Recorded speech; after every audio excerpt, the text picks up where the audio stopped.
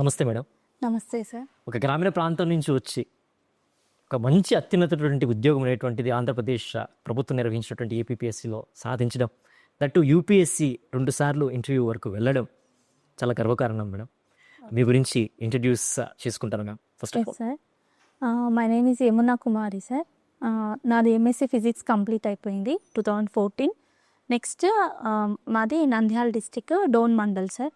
Daddy Nagabhushanamachari బిఎస్ఎన్ఎల్లో job చేస్తూ last year retired అయ్యారు. Mummy house wife Suvarna Sujatha.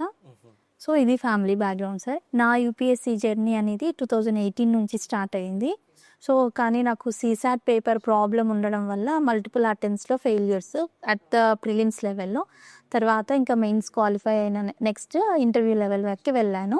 But ఏంటంటే ఫైనల్ లిస్ట్లో ర్యాంక్ మిస్ అయింది, ఇంటర్వ్యూ స్కోర్ తక్కువ ఉండడం వల్ల.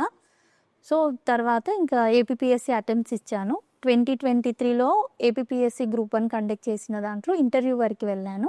ఇప్పుడు ర్యాంక్ వచ్చింది సార్.